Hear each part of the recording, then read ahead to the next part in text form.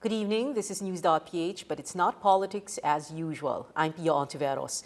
Tomorrow is our country's 116th Independence Day. The question is not so much what it means to us, but this: how do we feel about our country? But before that, the Department of Health has come up with a new advertisement to push family planning and the reproductive health law that it and so many other advocates fought for so long and hard.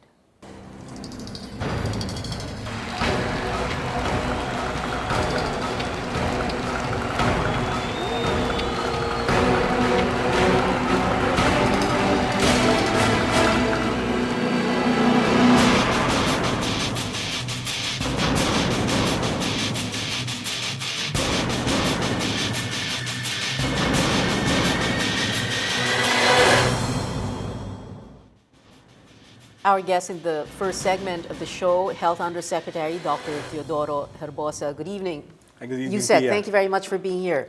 Thank you all so much for inviting us. Your department, USec Herbosa, came up with this really interesting MTV. It has a very forthright and direct message, a little bit in your face. Why did you decide to do this? Well, we worked very hard to pass the reproductive health law and the sin tax law. These are major health bills that this administration and the past Congress would be remembered for. And your topic is about the country and how we feel about it. These are major changes that for many years, the advocates for reproductive health and family and responsible parenthood, sin taxes that raise the health budget, these are things that actually are game changers in how we deliver public health in this country. This new ad, I think, is just I don't know if you should say in your face. It's actually a true story. Yeah. The communicators that did that interviewed many children in different parts of the informal settler Can you tell us what ad agency did this? I don't think I have the. You're not at liberty to say so? Okay. But anyway, there are just a few of them that actually do good ads like that. You probably see from the quality that they're actually from a reputable ad agency. Anyway, the key there is that it's a real story. The story of that girl and the words of that song were actually uttered by a 13-year-old in a situation exactly that. So there's no imagination here. It's an actual, real, in your face, as you say. This is just one 13-year-old girl, correct. Or several? Several. They okay. interviewed, and they say that 13-year-old is about 14 now, and I actually talked to the guys who developed it, and they said she really said those words, some of those words that are in the song, and they used it and lyricized it and used it to communicate the Who message. did the song? Can you tell us who? I think it's part of the whole package of doing that. Yeah. This comes after the Supreme Court upheld the law, right? So. We were making this way before that, even after we passed the reproductive health, because the next stage in passing a law is really being able to develop and implementing rules and regulations, and then being able to communicate the message of why it's important. It's not enough to just pass a law that's written. You need to get the buy-in of everybody so that people will go to our health centers, use commodities for spacing their children, and it actually emphasizes one thing. We were not after the number of children you have. You can have as much as you want, but we're asking parents to be responsible because that's what happens. If you cannot afford it and you have more children than you can, then you'll have to have some of them skip school, etc. Kids will actually sacrifice some of things, and we need our children to be educated so that they can land in better jobs, so that we can be a globally competitive country. That's the only time we will have inclusive growth. Healthy, grow up healthy. Interesting that you use the term so that people can buy into this. So one good way to do it is to do it by the MTV. Advertisement, the with MTV, the song, with the song. Let's take a look first at the ad. Let's roll that right now. Isang taon pa lang ako, nasundan na ni Toto. Grade 2, 8 taon pa lang, 4 na bata ang inaalagaan. Grade 6, 12 na ako, kasing dami na ng pamilya ko. Sabi mo, pasensya na, walang pera, kaya mag-drop out ka. Inakup, sabi mo, kami mahal nyo. Arekup, pati kayo nagplano. Sana hindi gutom at nag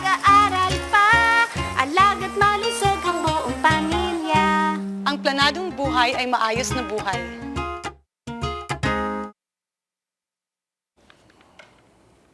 By the way, USec Herbosa, why was it USec Janet Garin? Was it because she was one of the authors? Well, USec Janet Garin joined us after she finished her term as Congresswoman. Remember, she was the main author of one of the main authors of the She's now the Undersecretary in charge for family health, family and child health. So, and it's a big, she's realizing it's a big job. And these are things that we need so that people can understand the task ahead. It's not really enough that we pass the law. There's a lot of work to be done, getting the commodities and available to each and every barangay health station. Many of the skills that were there before, during the time when reproductive health was very strong and funded by foreign agencies, they gave lots of money. People were able to do all these other modern methods. Today, some of those have been removed because there were local chief executives that used only natural methods only, and the past administration had natural methods only. So we need to rebuild that, and then we need to gain the confidence again. And then during the debates, of course, there were people playing on the two sides. So I think what's important is now we're over that. Even the Catholic Church said, it's time to move on.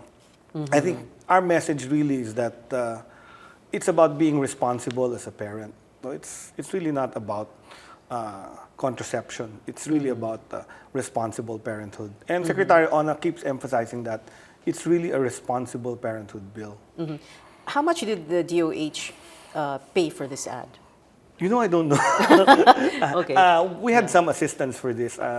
It's not purely government funds, so there's some support in terms of getting this going. Support, did some of the agencies, for example, do this for free? Multilateral agencies that actually support us because we ask for what we need to be able to move our programs, and we have multilateral agencies that help us, international agencies that help us.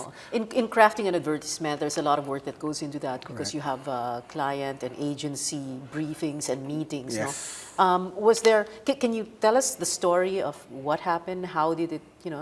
How did things pan out? Well, lots of meetings with Secretary Ona, with USec Green, with myself, with the people that do this. They talk about the program. They want to understand what the issues are. They interviewed the actual people in the communities where these families actually were. And then they came out with the message. And when that was launched, I was actually blown away the first time I saw that. When I saw that this same ad? This Or same there ad. were That same ad. That same ad. That same ad. Okay. Because it had several iterations before it was finalized. And everything. Okay. So what were those versions? Well, we had some editing that's done as well. So we look at that doesn't look so well. It's too aggressive. Like what? Like what did you feel was a little bit too aggressive? It's okay, you can talk about it freely. Because that was like because it's months Independence ago. Day tomorrow. Yeah, it's like months ago when we were. I mean, I think it was late last year when we started seeing the first draft of it, and they asked for comments for us, and then that shouldn't be probably the way. And I think we wanted it to be positive and not negative. We wanted the message that it's a positive message because we're not blaming anyone. For me. A responsible parent will not allow his daughter, his or her daughter, to be selling flowers in the street at night. Those are stuff that I think we should start to reignite among families and parents. And so what did you consider a little bit aggressive or a little bit negative in the first version? No, in the first version, of the ad? sometimes it was a little stronger than that. Actually, there were some very powerful about. What the number of what families. made it stronger now? What was more? No, it was stronger before. We toned it down actually. So if you toned it down, so what was in the original? Some of the words of the song. So we edited some of the words. Like what words? I'm just curious. You're curious, but I really don't remember. Yeah. Because the words are shown to you, the music, the lyrics, and then we say, maybe it shouldn't be said that way, maybe it should be said this way. So those were how because that was. what you wanted was for people to really buy into it. No? You didn't want to push people away. Okay. We'll continue this discussion after the break. News.PH. We'll be right back. Stay with us.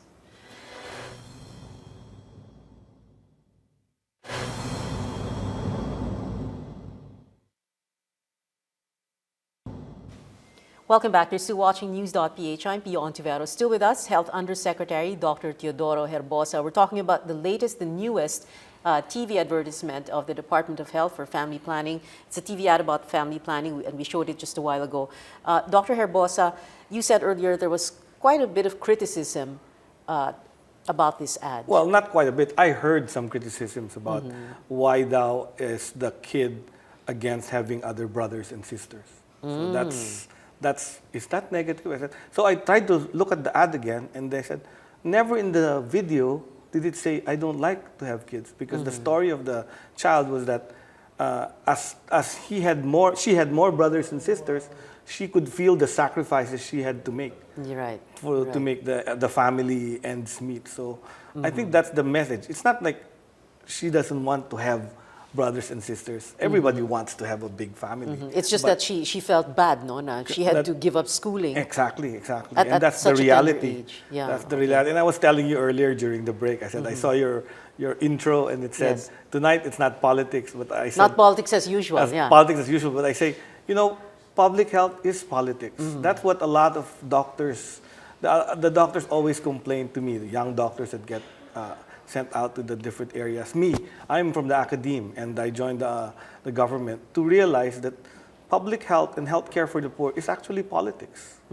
When you try to deliver healthcare for those who can't afford it, when you provide family planning services to people who have no access to it, that's politics. That's why we had to pass laws, and we have to educate people, inform people, use videos like some other senator uses a music video to inform people. That's the message. Who are you That's referring to? politics. Yeah, okay. That's politics. That's basically what we're doing. We're actually trying to get people to understand what public health is all about. Getting people to buy into your programs, whole the health theory, programs, and to how your it helps in policy. development. Yeah, it's politics and it's political.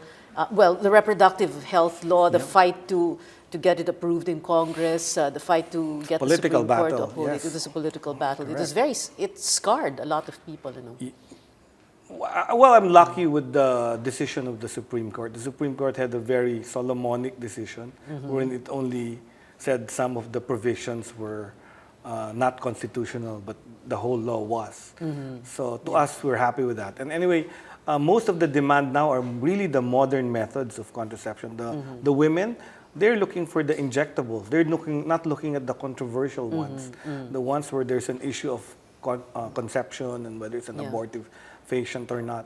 The women are now looking for the more modern ones and more convenient ones, which is getting an injection every 3 months. And then there's a new one where the implantables. It's very simple to implant in your subcutaneous layer, and it's 3 years. It's good for 3 years.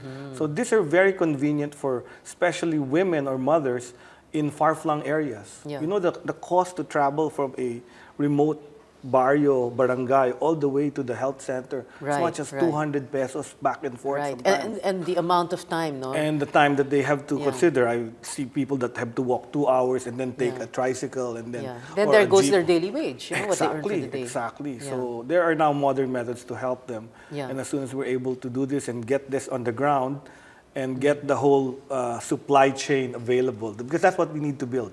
Not only do we need a buy-in of all these people, we need a supply chain of all these skills and commodities to be available to every Filipina mother who wants access to this. Yeah. Let's talk a little bit more about the advertisement because apart from the script, napakahalaga, napaka-importante yung mga images, the video, the pictures that are shown, what you're trying to convey, not just through words, but through, like I said, images.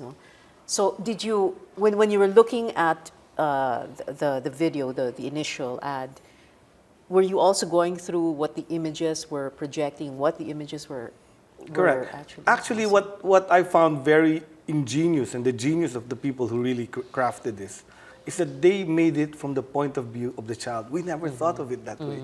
We've always thought of it from the mother, from the woman. And then suddenly, here comes the idea, the point of view of a small 13-year-old child in a big family. Whose idea was that? The agency? I suppose so. Yeah. So that's a very interesting view, because that's the most important people in our population, our children. Yes. And at this point, they even chose a female child who will probably have to deal with that, you know. And one of the biggest problems we deal today is teenage pregnancy, you know, and At lack syempre, of ang bata, access. apektado kapag marami ang kapatid, like the ad shows also. There's an interesting image there. It's a top shot. And With then the they're all in sleeping. bed and then sharing one blanket. Diba? Yung ano yun, yung kumot, Yung babaluktot kumot, na lang, babaluktot etc. na lang dahil di na kasya. Oh, yeah, very, At least that's what stuck in my very mind. is that visual, Very visual. very visual for someone looking at it. And I'm hearing people saying they're really affected by the story.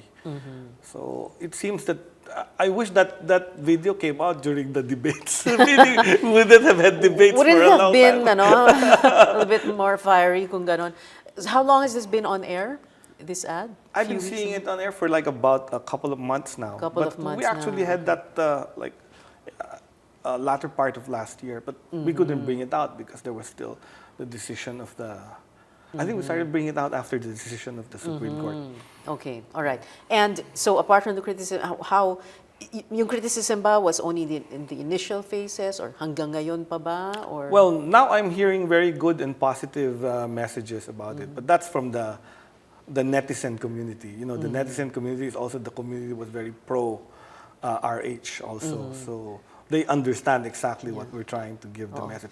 But the message really, we hope we get to the song is in Tagalog. We hope it will get to the children as well. Your researcher here was telling me yung child niya is already singing that song. Our hope is that maybe children like that will grow up and remember that song and get access to family planning services when they do get married or even before they get married. Okay, thank you very much, USec Herbosa of the Department of Health. Thank you for being here. We'll take a short break. When we come back, we'll talk about how do I feel about my country on the eve of Independence Day. Please stay with us. News.PH will be right back.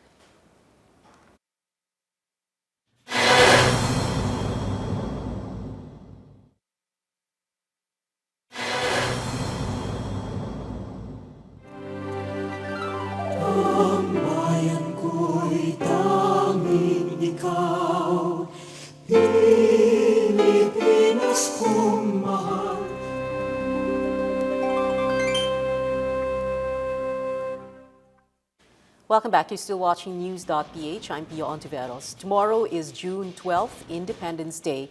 In the last couple of decades, it hasn't really meant much to us, but maybe now might be a good time to talk and think about this. How do I feel about my country?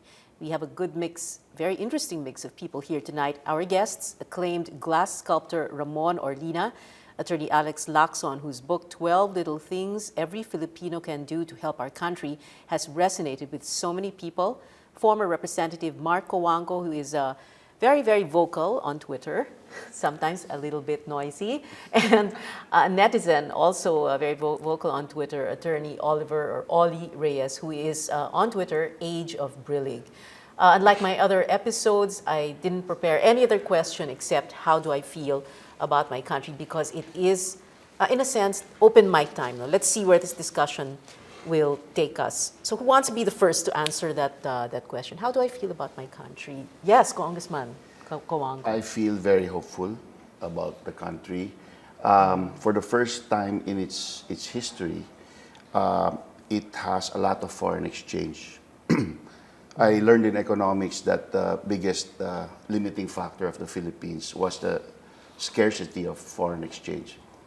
I also feel apprehensive because wag sanang masayang itong pagkakataon na marami tayong foreign exchange, wag sanang masayang ang katas OFW natin.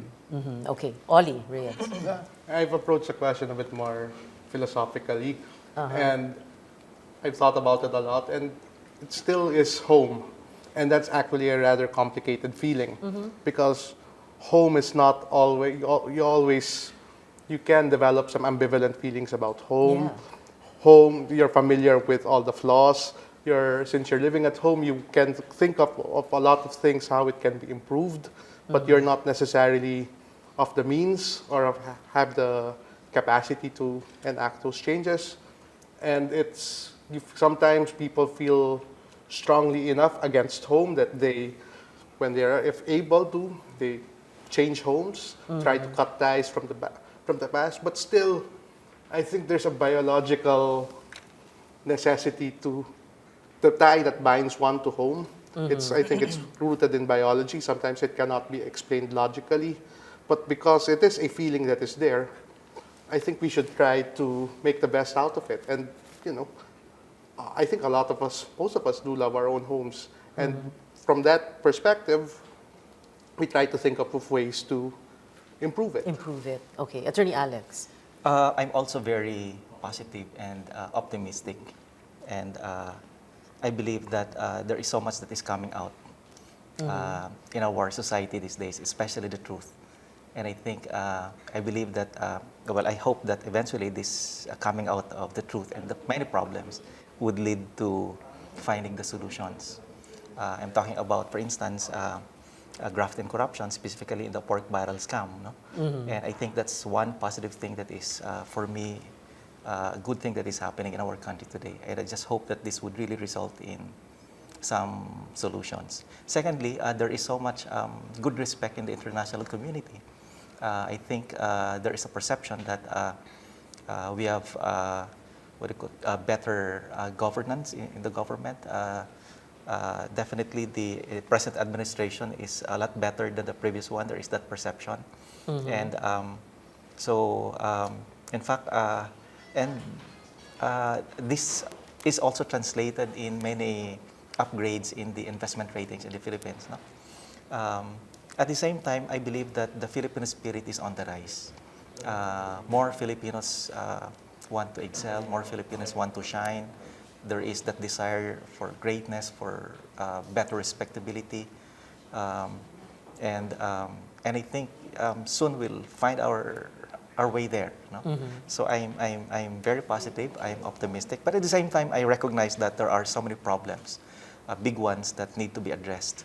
And I hope that we'll be able to address these big problems soon. Mr. Arlina?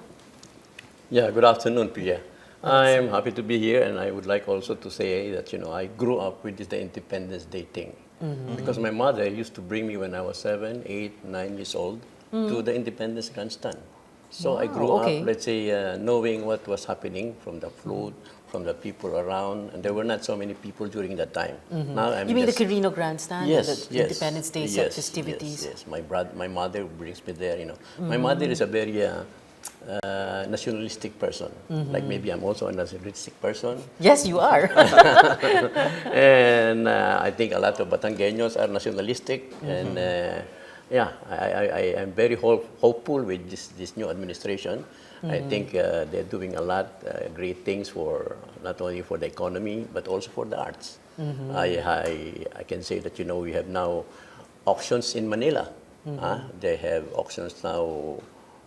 Before it was just in Singapore, in Thailand, and in Hong Kong. But we noticed that most of those that went to Hong Kong to bid for the Filipino pieces are also Filipinos. So they decided some artists or some group made auctions now in Manila, and they're making a lot of money, or let's say making good in the auctions. It means that as an artist, you can now live as an artist. Before you have to teach or you have to do something other than your art. Right now, some young artists could sell better than my prices. That's good. It's good. Yeah. It's good Oh, for. saan nanggaling yun? Where did that Saan come galing? from? Why? No, because we have why the is it- talent. This is. But we've had talent for so long. I mean, you yourself. People learn to no? appreciate I think people have But more people- disposable That's right. income. Okay. The extra income. Extra income at Yeah. the same time. Because you cannot really just keep on. But also, the galleries have some sort of, meron silang hulugan. These are the things that help also the other collectors who cannot, let's say, a Manansala, you cannot buy it. But let's say those up-and-coming artists, which could be an investment also for the ordinary people. And later on, it goes up, and maybe it's a good investment. Actually, in art, could be better than putting your money in the bank, Okay, wait. So there's more disposable income, like you were saying, Ollie. At the same time, economy's doing better, so people have other places to put or to park their money in. But it's interesting, Kanina, you said na you're very hopeful about this new administration. Does it also have to do with who is in power, who is the president, what is the administration that is in power at the moment? Ganun ba yun? Yeah, I think it's. I cannot see much on this on the art of the new administration, but the other administrations have done a lot, and these are growing things. So even let's say the new administration is not so much focused on the art, but let's say if the economy has the money and the leadership is doing their homework, then economy will grow, and when it grow, it passes to the arts, And one thing that I can be proud of is the Filipinos are really good artists. I've had works in Thailand, I did works in Singapore, but I've noticed that we are quite ahead. The one who can really, maybe kalaban natin could be the Indonesians and the Vietnamese. Magagaling din sila. But the Filipinos have more, I think because of our social, meron tayong mahirap, meron tayong mayaman. So you can see that we have expressions on the barong-barong, we have expressions on the rich and to the poor. And I think it helps to develop art in yourself if you have a lot of experiences on different kind of, let's say, Aspects of life. aspect of life. Okay. I think one Yeah, advantage that was brought by the internet has been that it has provided a forum for greater popularization of the Filipino identity. I think that there are more. It has provided more publicity, more opportunities to be noticed, to be heard. Voices, and more voices. voices to be heard. I think that it had been a popular crack before that few Filipinos, if they had the choice, wanted to be Filipino. That's something that I heard when I was a kid, when I was young. But you get less and less of that sense right now. There's greater pride in being a Filipino. The online forums have provided for an opportunity for that to be expressed, for that to be popularized, and it's a very positive development. But of course, there still are a lot of other things that need to be worked on. The facade, for as long as it does not, because the poverty levels remain so high, it's still something that we need to work on. Yeah. Yeah, but on social media kasi, Oli, di ba? There is also, apart from the voice that says that, I'm proud to be Filipino, ang daming batikos pa rin. Yeah, Di ba? Ito yung sinasabi mong we strive for the improvement to better ourselves, ganon. You talked about poverty, and I think it's much easier for a person to feel proud of his country if he's emancipated from poverty. So what you said earlier about talking about corruption, yes, we should always fight corruption. That should always be a relevant topic. But I think that we should also talk about more meat and potatoes issues. What do you mean exactly? Our infrastructure. Can is you really deficient. separate the two? Can you really separate the two? Parang you can't. Which one? Which can you separate you corruption can. from it I and think that potato? the focus is, like I said, Yeah. you have to deal with corruption. It should never be okay. But if you focus on corruption and you forget about the big picture, the plan of where you're going economically, then you miss out on a lot of things. Nowadays, it's so easy to benchmark one's country because of the internet. It's so easy to find out what are the levels, the quality of infrastructure abroad, etc., etc. Before that was hard to do. You had to travel. Now you can do it online. So we're doing so many things in our society. DPWH, for example, infrastructure. The old way, we've never changed it over the last 20 years. There are methods to do things much more efficiently nowadays. We're not picking up from, we don't even have to invent these things. They were already tried and implemented by our neighboring countries. We could be making use of these things today. Can you be specific? What do you mean? Okay, for example, digging drainage facilities in cities. We have to dig up the streets. But there's technology that allows drainage to be installed without digging up the streets. Is it being done here? No, it's not. Right of way. It's the only country I know where there's no place for pedestrians to walk. We've not kept up with proper zoning. We don't have enough space. We circumvent the rules. That kind of thing. So there's so much that we could do if we just benchmarked a little bit with the more developed neighbors. You're saying it's good to concentrate on the fight against graft and corruption, but let's not forget. But that's not Be- that. but they're not little things either, no? No, they're not Napakalaking little, halaga they're not kasi, little oh. things. They're basic values that we should have.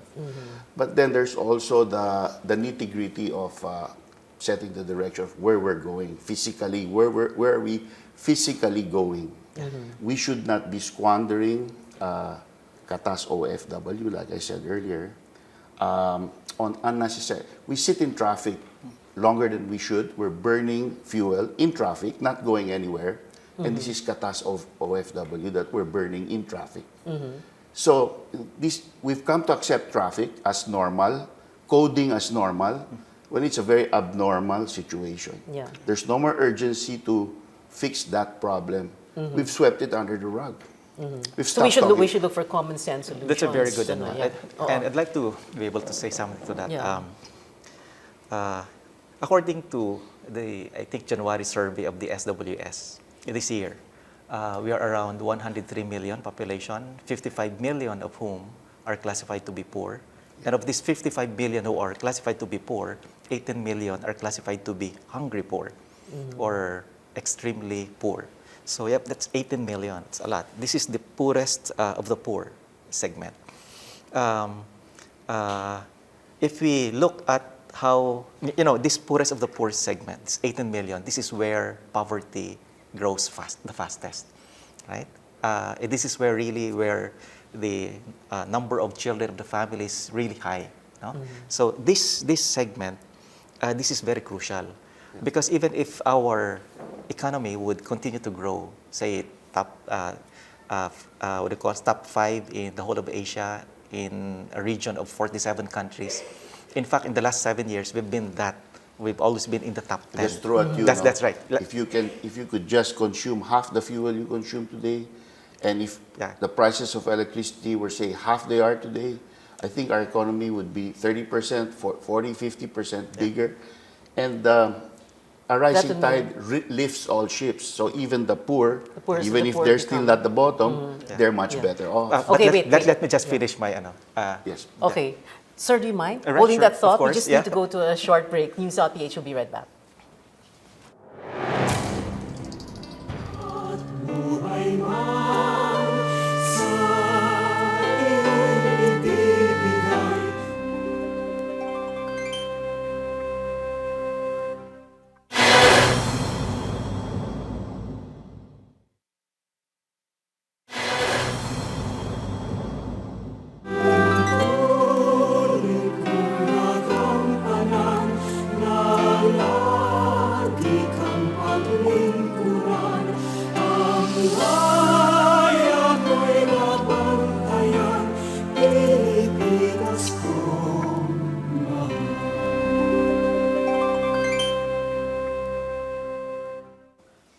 Welcome back. You're still watching News.PH. I'm Pio Ontiveros. Still with us, Attorney Oli Reyes, Marco Wangco, Attorney Alex Lacson, and Ramon Orlina. And joining us now is Professor Mike Assis. He's Chairman of the Ateneo Theology Department.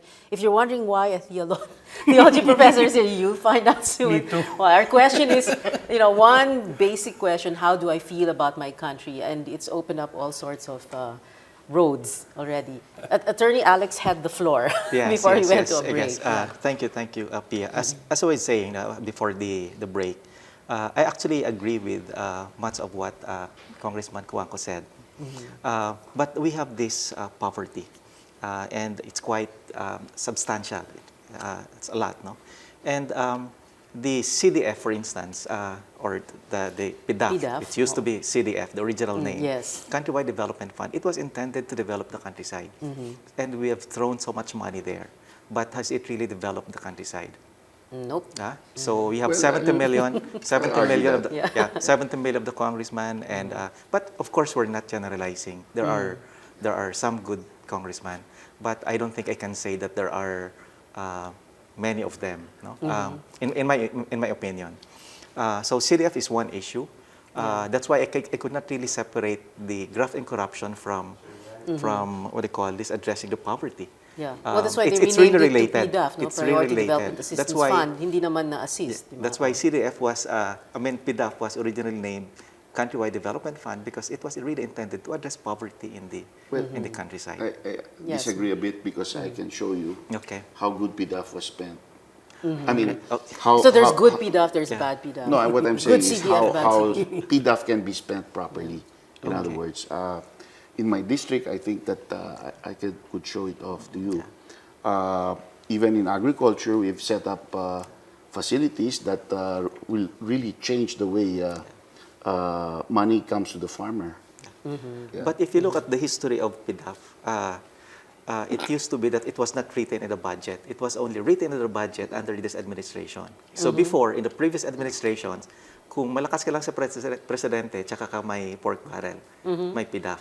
So ibig sabihin, kung hindi ka kaparitido ng presidente at hindi ka malapit sa kanya, wala kang PDAF. So it has become as a tool to corrupt, di ba, to get the support of that congressman. Yeah. Now, Okay. Look at Sweden. Sweden is only around 9 million population. We are 103 population.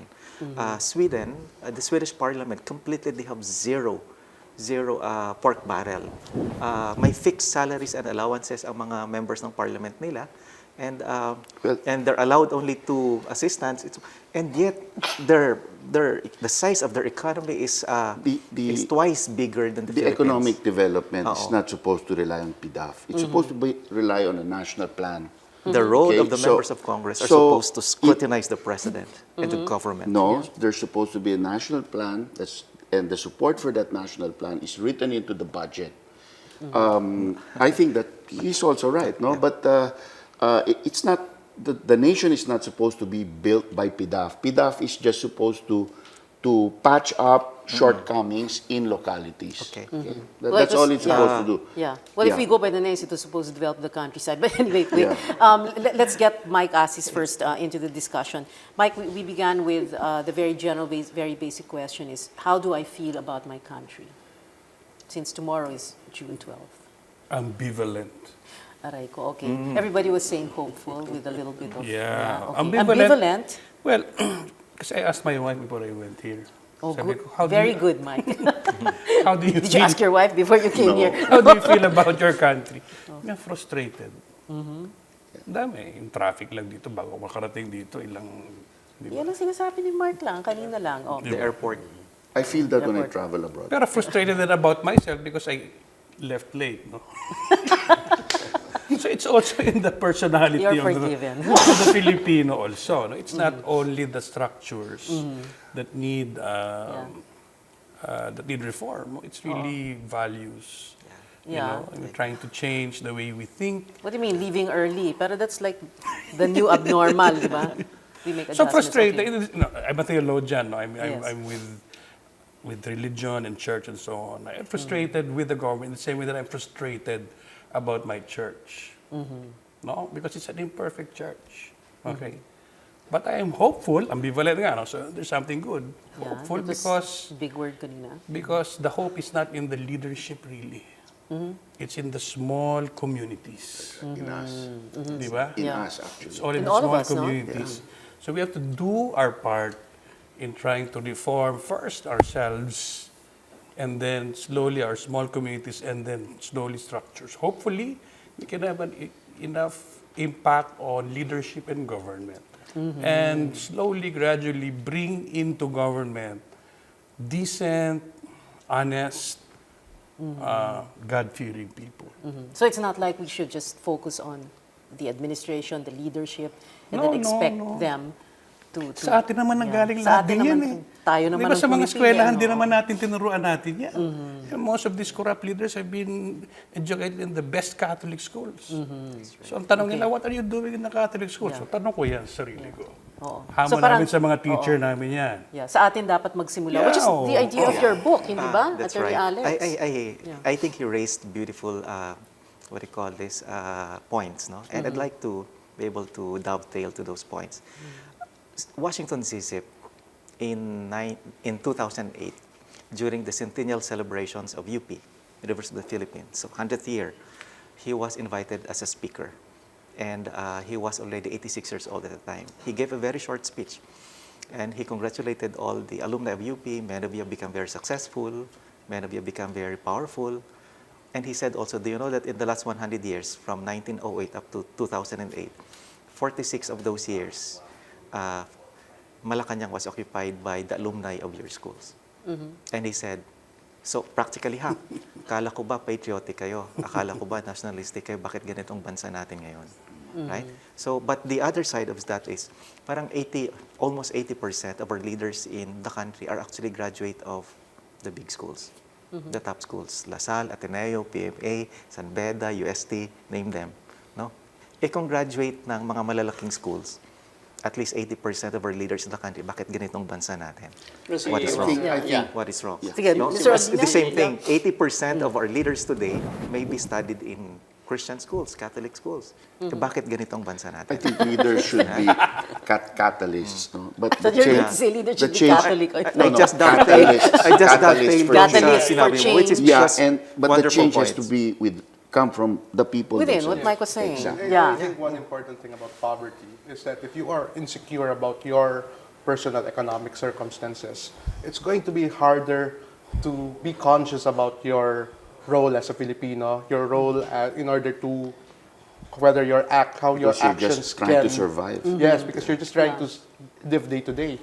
Mr. Arlina? Yeah, you were talking about Sisip, Sisip. Mrs. Sisip, and Mr. Sisip is a graduate of UST, including Belayo. Okay, very good, very good. Okay, you're also a graduate of UST. Yes.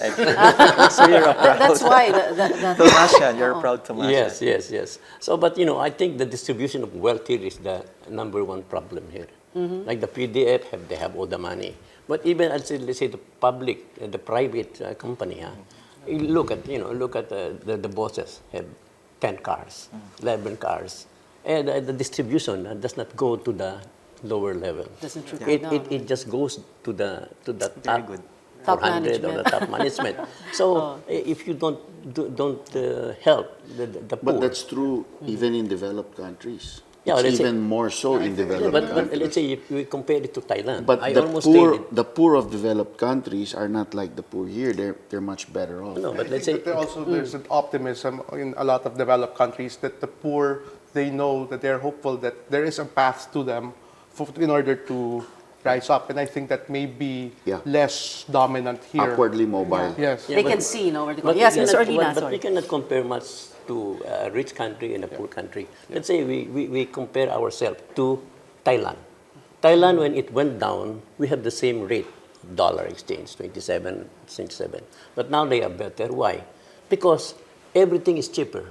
Transportation is cheaper, education is cheaper, medicine is cheaper. They Power. had RH before us. Yeah, they have. Okay, makes sense. So their sweldo is lower than the Philippine sweldo. But how can they manage to live better than? Because when I was there, I was almost 1 year in Thailand, so I saw how they live.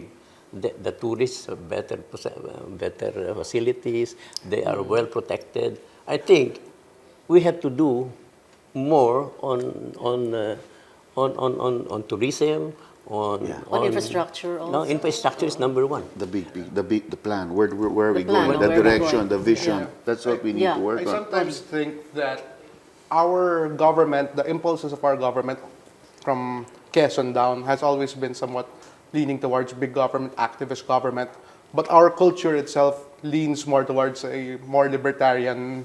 Individualism. That's also individual. because of social media, hindi ba? No, I think And even before NGO even before community, social media, for as long as for a long time the prevailing attitude, philosophy, and this predates even my birth, is as long as you can get away with it, do it, try it out.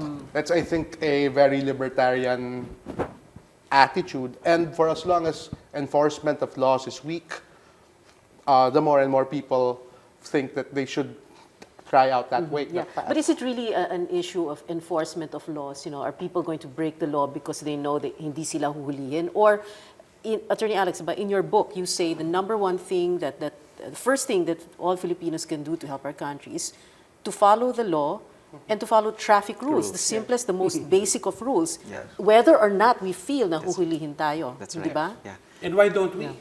Yeah. Nako. Okay. Why don't we? Kasi why- we don't feel na we're part of the country. We don't feel that it's something that we should We should defend, do. we should love. We don't feel we have a responsible, we don't- stake in it. So Until why should now- I until now, defend? Why ganon. should I follow something because that is not makakalusot. part of my part of me? Parang I have not parang assimilated a culture into into my values. It's like malinis yung bahay mo, pero yung labas, Oo. hindi. Hindi na akin Pero- kasi yun eh. Oo. Yung Pero batas hindi ko susundin kasi hindi ako hindi yan para eh. sa akin Hindi yun. o labas sa akin yan eh. Pero Parang- yung palusot, gawa din natin yun, hindi Yes, ba? yeah. Tama yung sinasabi niya. I agree with him. 100%. Even in right outside your wall, you don't care. Right outside your wall. Kasi sa atin, yung family is both gift and curse. Eh. Diba? Because of the family source of affirmation and blessing. But on the other hand, because of family, kaya nagka-wendang-wendang din yung country. No? Because we protect interests. Diba? Family interests. So, sometimes it's easy to blame schools. Diba? What are you doing in the Catholic schools? In fact, a parent asked me, "Oh, my son is not going to mass anymore. What are you teaching them in school?" Sabi ko, But the what are you parents teaching? What are you teaching them at home? Yeah, tama. Tama Diba? rin yan. Sabi ko, lahat tayo dapat nagtutulungan. Hindi lang gobyerno, hindi lang pamilya, doon nagsisimula lahat. It really begins with each one of And us. family should be able to teach the values, so that law, religion can be part of us. That And we grow up with when we violate them, we feel violated as persons. I think Okay. most parents would raise their children to follow, to act good, to act moral and the like. But whether or not they teach their children as well to have that sense of collective responsibility of being part of a nation, of a people, I don't think that is that conscious yet in them. And maybe it's also because that we are, in fact, a pretty young nation. I'd like to. Yeah. Haven't I'd like we been to add using to that it. excuse for a long time? Yeah. No, but if... I Well, think, okay, yeah. 100 so years. Okay. I'd like po. to add to Yeah. it. Two things. Number one, actually, because I think you raised a very good point.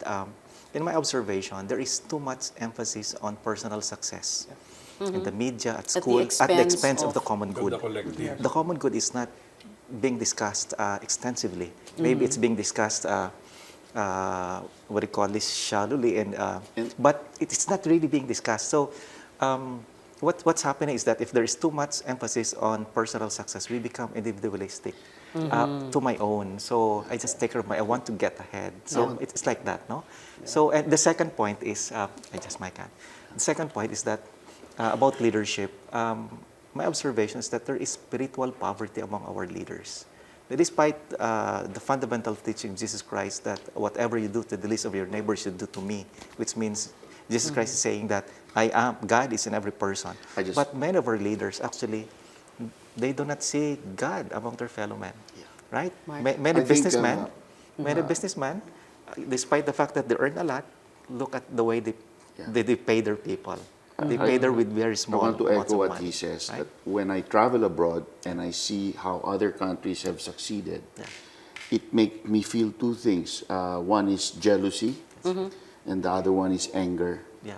Because Same we here, can Mark. do it. We can Yes. do what they did, and That's right. we don't even have to reinvent the wheel. That's right. We Right, it's right. already there. We just have to the do it. path has been shown. We just have to do it. Yeah. Okay.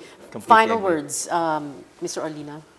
Well, actually, my wife is from Malaysia. When I got married to her 25 years ago, Malaysia was like that.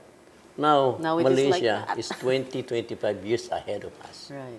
And I feel bad because, when I go there, there's a new highway, there's a new thing, everything is so fast. And the development is, I don't know, even during the time I met her, they were all conscious of, let's say, sabi mo yung basura natin, no?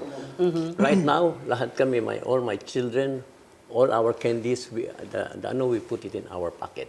We learned it from my wife, who said, sabi niya, alam mo, meron kayong Baguio oil. Hindi ko gusto itong Baguio oil. Binuksan yung bintana, itinapon yung Baguio oil. Ngayon, ang problema nito, sabi niya, may tatamaan. Kung sa Malaysia kami, matatamaan doon. Pero basta ang ating advertisement, itatapon mo yung ayaw mo. But hindi maganda kung minsan, ipapakita mo sa tao, through our advertisement, na nagtatapo ka sa loob ng bakuran mo. All right. So final words from Attorney Alex. But it sounds like our brand of democracy is never mind. Attorney Alex. There are so many bad things happening, but there are also good things happening in the country. But sometimes it's easy to lose hope, right? And to say negative things. But me, personally, I have made a commitment. I will be positive and optimistic. And I have disciplined myself. I'll focus on the positive and try to find solutions to the negative.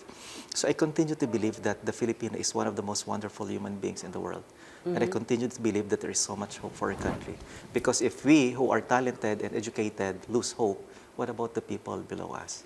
What about the people who have nothing to lean on? Yeah. So we have to keep on believing that we can solve the problems and build a better society for Well, ourselves. let's start with traffic rules. No? Let's follow them. Basic. Like I said at the beginning, we have never had this opportunity that the country has net foreign exchange inflows. It has always been our scarcest resource. Yeah. Wag po sana natin sayangin ang katas OFW by just consuming it rather than investing in our country. When I was in high school in Australia, they also had a problem of littering. And they had an advertisement on television where the family was eating on a table, and after they finished the food, they'd throw the plate. And then it's like throwing garbage in your own living room. The country is our home. Let's not let's treat the country like our personal home, and I think that if we have that attitude, we can move forward. That's what Ollie was saying earlier. Mike. Yeah. Well, love of country is like a marital commitment. Diba? I love you for richer, for poorer, in sickness and in health, until further notice. No. Until death do us part. And you cannot love something that is not part of you. So we have to educate our children, teach them, model the behavior. Okay, that if we want to love something like country, like rules and so on, we should make that or those a part of our lives. When you love someone, you do Exactly. all good things for that person, di ba? O As de, much kung as ganun ang- possible. Oo. And yung sabi nga ni attorney, di ba? Whatever happens, stay positive, do your homework, okay? Be disciplined, Follow the rules. and Okay. follow the rules. Basic virtue. Di ba? It's Okay. very important. Thanks, Mike. Attorney Ollie? Yeah, I think our country is a work of progress. And we may differ as to the expectation when that work will be completed. I'm a pessimist. I don't think I will be satisfied by the results that I will be seeing at the end of my life. But I don't think that should stop anyone, but should stop us from aspiring anyway to try to make the country better. I think that if you're going to look at history, you're going to see a lot of people who devoted their lives to a cause which they did not see finished during their lifetime. And I think that's always a path of self-improvement for a country. So I think that we should not lose hope. I think that if we find the need to temper our expectations as to where we will see our country during our lifetime, we may do so, but I don't think that should stop us from anyway trying. Let's all Because we start owe with it to ourselves. the generations after us. And to ourselves also. No? Let's all start with ourselves. Thank you very much for being here. Attorney Ollie Reyes, Professor Mike Asis, Congressman Marco Wangco, Attorney Alex Lapson, and Mr. Morardina. Thank you very much for joining us tonight. And thank you for watching. See you next Wednesday. Good night.